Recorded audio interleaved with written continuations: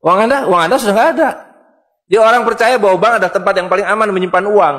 Bank adalah tempat paling tidak aman menyimpan uang. Belum Anda keluar dari pintu bank, uang Anda sudah nggak ada. Pembuktiannya gampang. Datang pada hari yang sama, minta saya mau ambil uang saya hari ini. Potong telinga saya kalau Anda dapat uang, kecuali 10% dari nasabah. Bisa dipahami? Ya, uangnya tidak ada. Itu. Nah, tapi yang perlu dipahami adalah akibatnya.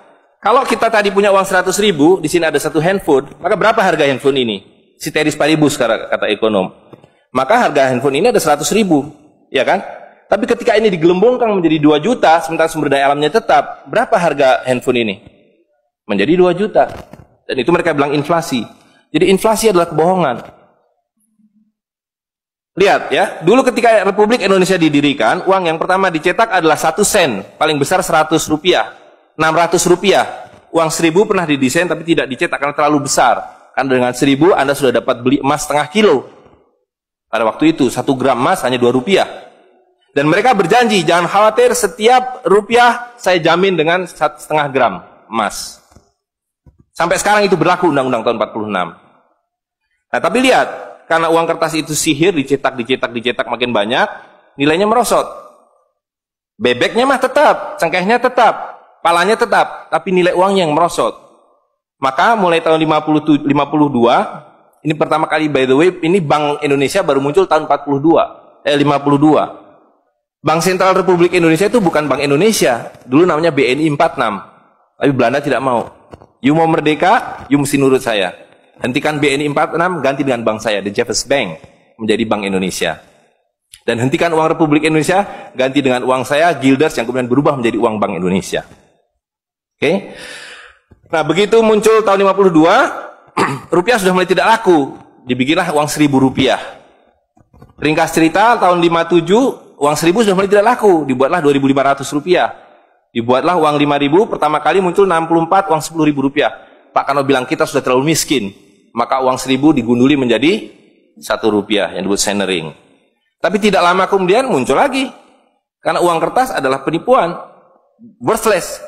No value. Ringkas cerita, Pak Harto dibilang berhasil dalam pembangunan, dia bikin uang 50.000 rupiah. Dengan gambar Pak Harto dan kapal terbangnya.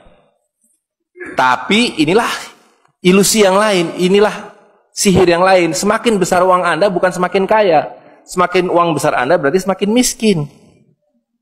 Bisa diikuti? Maka ketika terjadi krismon, rupiah makin tidak laku, harus dibikin uang 100.000. Dan sekarang uang 100.000 sudah mulai tidak laku. Ibu-ibu sudah komplain kalau pergi ke pasar dengan 100.000. Betul nggak, Bu? Sudah tidak bisa beli apa-apa ini. Maka mereka dua pilihannya. Pilihan pertama adalah mereka akan mencetak uang 200.000, 500.000. Tapi tidak mungkin. Komputer sudah nggak bisa menghitung. Kalkulator nggak bisa menghitung. Hang. Terlalu banyak nolnya. Pilihan kedua adalah digunduli nolnya. Redenominasi. Jadi redenominasi itu bukan untuk mengatasi inflasi, tapi untuk menutupi inflasi. Jadi itu adalah pengelabuan di atas pengelabuan, di atas pengelabuan, di atas pengelabuan. Gitu. Ya. Jadi secara real, uang 100.000 ini dulu ketika Pak Harto masih berkuasa, menjelang jatuh itu, kalau dibelikan telur, dapat 50 kilo. Masih ada yang ingat gak, Bu? Kali ibu-ibu ingat pasti. 1 kilo telur harganya 2.000 rupiah.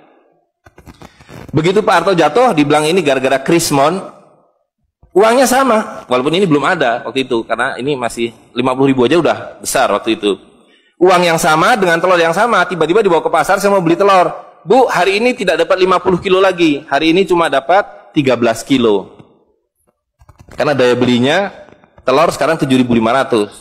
Dan hari ini, kalau di pasar Ternate berapa, Bu, harga telur sekilo? Hari ini. Di Jakarta 20.000. Dan telurnya sama, 1 kilo itu isinya 16 butir, 17 butir, 18 butir, uangnya sama. Tapi hari ini kalau dibelikan telur hanya dapat 5 kilo. Kemana yang 45 kilo? Itu yang mereka rampok. Itu yang mereka rampok dengan melalui apa yang mereka sebut inflasi. Tapi sebenarnya dengan cara penggelembungan uang. Kertas yang terus-menerus nilai. Nah, satu lagi Pak ya, saya minta ini karena ini penting sekali. Ini penting sekali. Nah, sistem zalim ini kemudian difikskan dalam satu sistem politik yang disebut nation state.